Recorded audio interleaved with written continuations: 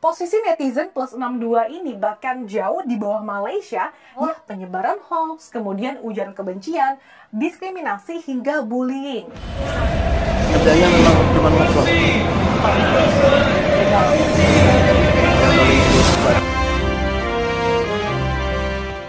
Assalamualaikum warahmatullahi wabarakatuh. Berjumpa kembali dengan Romlia Pratama. Teman-teman sahabatku semuanya, gimana kabar kalian?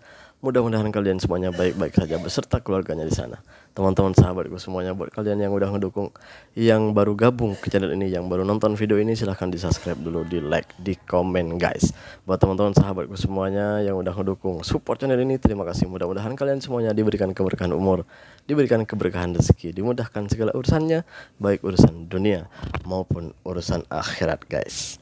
Teman-teman sahabatku semuanya, aku tuh kadang-kadang bertanya ya, soalnya baru-baru ini aku tuh nonton video di YouTube, dan video tersebut adalah berita di Indonesia. Itu berita TV di Indonesia, menunjukkan bahwa netizen Indonesia menjadi yang paling tidak baik lah gitu. Gue nggak mau ngomong buruk lah ya, apa ya, paling tidak baik lah gitu ya, halusnya gitu ya, paling tidak sopan katanya. Benarkah itu ada videonya guys? Nanti kalau aku yang ngomong ntar dikirainnya aku yang buat cerita. Ini videonya guys, kita tonton bareng-bareng aja yuk, biar aku nggak dikirain buat cerita. Tonton bareng-bareng aja yuk. Ini nih ya guys. Dalam laporan riset dari Microsoft 2020 Digital Civility Index atau DCI, survei untuk mengukur tingkat kesopanan pengguna internet, netizen Indonesia menempati ranking bawah, dan bahkan netizen Indonesia dikatakan paling tidak sopan se-Asia Tenggara. Lantas apa sih alasannya? Selengkapnya akan kami ulas untuk Anda dalam netizen Indonesia tak sopan se-Asia Tenggara. Nah, dalam survei tahunan dari Microsoft ini diselenggarakan antara bulan April sampai dengan Mei 2020 yang melibatkan 16.000 responden di 32 negara yang terdiri dari kaum muda dan juga dewasa. Nah, survei ini menggunakan skor dari 0 sampai 100, di mana makin rendah skor berarti paparan resiko online ini makin rendah, sehingga tingkat kesopanan di dunia maya negara itu disimpulkan makin tinggi. Nah, risiko online apa sih yang dimaksud? Nah, risiko online yang dimaksud ini termasuk beredarnya kabar hoax, kemudian ujaran kebencian, penipuan, bullying, hingga diskriminasi yang dialami di dunia maya. Nah, berdasarkan Digital Civility Index secara global, negara-negara maju kalau kita lihat ini berada di urutan tertinggi, di mana Belanda ini berada di ranking pertama, yang artinya menjadi negara dengan netizen paling sopan dengan indeks skor 51. Sementara di Asia Tenggara dan juga di Asia secara umum, Singapura ini berada di posisi teratas atau menjadi negara teladan nih karena paling sopan dalam aktivitas online. Dan keempat secara global dengan skor 59 yang posisinya ini berada setelah Belanda, Inggris, dan juga Amerika Serikat. Nah, menariknya nih, kalau kita lihat berdasarkan generasinya di antara boomers, Gen X, Gen Z, dan juga milenial. Nah, generasi Z dan milenial ini paling banyak terlibat dalam kasus bullying. Sementara generasi X dan juga milenial ini paling banyak yang menjadi target bullying, di mana sebanyak 62% dari Gen X merasa menjadi target bullying. Sementara milenial sebanyak 59% milenial ini merasa menjadi target dari bullying. Nah, perilaku bullying oleh anonim atau orang asing, strangers gitu ya, di tahun 2020 melonjak.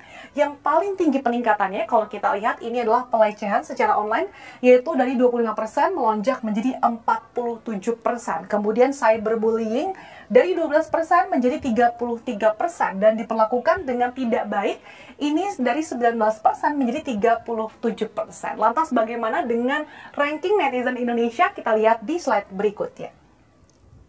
Nah, Indonesia menempati ranking ke-29 dari 32 negara atau memburuk 8 poin dengan skor 76.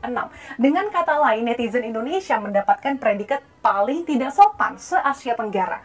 Posisi netizen plus 62 ini bahkan jauh di bawah Malaysia yang berada di ranking 10 dengan skor 63. atau berada di urutan kedua setelah Singapura dalam hal kesopanan online di Asia Tenggara. Nah, negara tetangga lain yang juga mendapatkan ranking yang lebih baik dari netizen Indonesia selanjutnya ada Filipina. Kalau kita lihat ini berada di peringkat 13 dengan indeks skor 66. Kemudian Vietnam, kalau kita lihat Thailand di urutan ke-19 indeks skor 69, kemudian Vietnam di ranking 24 dengan indeks skor 71. Dan kita ini hanya lebih unggul dari Meksiko, Rusia, dan Afrika Selatan dalam hal kesopanan online di survei tersebut secara global. Nah, skor kesopanan di dunia maya ini sebenarnya kalau kita lihat untuk kaum remaja sebenarnya tidak berubah dari tahun sebelumnya, tapi justru turun di kalangan dewasa. Maksudnya kesopanan netizen negara kita ini menurut survei tersebut didorong oleh netizen dewasa yang bertambah tidak sopan, di mana skornya meningkat sebanyak 16 poin. Nah, sementara itu ada 3 cara atau aksi pertahanan yang paling banyak dilakukan dalam menghadapi bullying netizen Indonesia, yaitu blog, kemudian berbicara kepada teman, atau mengabaikan saja. Nah, sementara itu dari survei tersebut ada sebanyak 42% responden Indonesia mengatakan bahwa kesopanan online ini lebih baik selama masa pandemi COVID-19. Pasalnya mereka merasa bahwa kesopanan online ini meningkat berkat adanya rasa kebersamaan yang lebih besar dan juga menyaksikan orang satu sama lain ini saling membantu gitu. Sementara itu ada 17% responden yang justru mengatakan aktivitas online memburuk selama pandemi. Pasalnya lebih banyak penyebaran informasi palsu dan juga menyesatkan. Ya, selain itu juga lebih banyak orang yang bertindak egois secara online.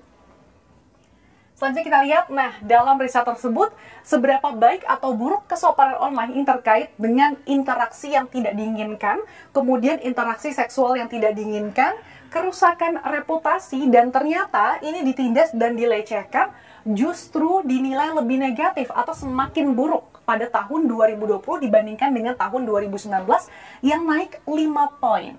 Nah, selanjutnya kita lihat kenapa sih netizen Indonesia menjadi salah satu yang berada di peringkat bawah kesopanan di dunia maya adalah, nah netizen Indonesia ini dikatakan bahwa cukup tinggi ya terpapar hal-hal negatif di internet. Nah, hal negatif yang dinilai menggerus kesopanan itu menurut laporan tersebut adalah penyebaran hoax, kemudian ujaran kebencian, diskriminasi hingga bullying. Nah, secara rinci kalau kita lihat resiko terbesar dari perilaku netizen Indonesia adalah adanya hoax dan juga penipuan yang naik 13 poin menjadi 47%. Kemudian ada ujaran kebencian atau hate speech, ini juga naik 5 poin menjadi 27%. Dan diskriminasi kalau kita lihat ini justru turun 2 poin menjadi 13%.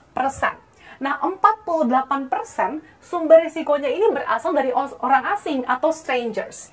Nah, sementara itu dari hampir 5 dari 10 orang atau sekitar 47% responden mengaku bahwa mereka ini terlibat dalam kasus bullying atau penindasan.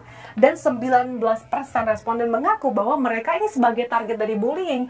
Dan kaum milenial ini adalah yang paling terpukul oleh bullying, di mana sebanyak 54% milenial merasa terpukul akibat bullying, kemudian disusul 47% generasi Z yang mengalami bullying atau perundungan.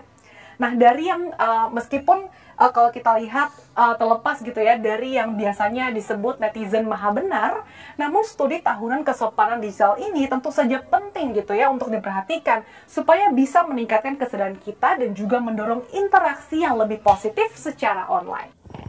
Ini bukan gue yang ngomong ya, ini memang berita dan ini ada stasiun televisinya guys gitu di Indonesia. Dan ini berita Indonesia, bukan berita luar negeri ya. Intinya gini guys, kita itu sebagai bangsa yang besar, bangsa yang baik, kita itu terkenal dengan adat kesopanannya gitu. Tapi kenapa di sosial media itu kesopanan kita itu seakan-akan hilang, lenyap gitu. Padahal kita itu sudah terkenal ke seluruh dunia bahwa kesopanan itu berada di negara-negara bagian timur, yaitu contohnya di Indonesia, Malaysia, Brunei, seperti Singapura gitu. Pokoknya di Asia Tenggara lah gitu. Yang sekarang ini yang kita rasakan itu, yang kita lihat bukan seperti itu gitu. Artinya sudah tidak ada lagi kata-kata sopan itu. Bahkan kita menjadi yang terburuk gitu loh. Seharusnya kita harus membenahi diri, berkaca diri gitu, agar kita semakin berdewasa lah, semakin dewasa pemikirannya, semakin ke depan. Jangan hanya kita itu, kelemahan daripada kita itu selalu ketika mendengar berita atau melihat video berita, itu kita langsung termakan apapun beritanya itu sebelum kita tahu dengan kepastian tersebut gitu. Artinya gini guys, tontonlah video-video yang sekiranya memberikan gambaran yang baik agar kita tidak artinya berita yang benar lah, agar kita itu tidak termakan berita-berita hoax, berita-berita yang bohong gitu. Soalnya berita-berita yang bohong, yang hoax itu sudah pasti akan menimbulkan kebencian terhadap siapapun itu yang dibuat berita tersebut. Jadi untuk teman-teman, kurangilah berita-berita hoax, kurangilah video-video hoax. Tunjukkan yang fakta, tunjukkan yang benar. Kalau memang benar walaupun menyakitkan untuk kita, ya tunjukkan aja. Ngapain kita takut, ngapain kita malu? Yang penting itu kebenaran, yang penting itu fakta, apa yang kita lihat, apa yang kita dengarkan. Yang penting itu fakta. Tunjukkan aja. Daripada hoax, daripada kebohongan, toh jadinya kita akan jadi orang yang tidak berdewasa dong. Yang tidak dewasa, yang tidak ada pemikiran, yang tidak ada kesopanan. Untuk apa? Teman-teman, sahabatku semuanya, terima kasih yang menonton. Sampai jumpa kembali di next video. Assalamualaikum warahmatullahi wabarakatuh. Jangan lupa sholawat guys.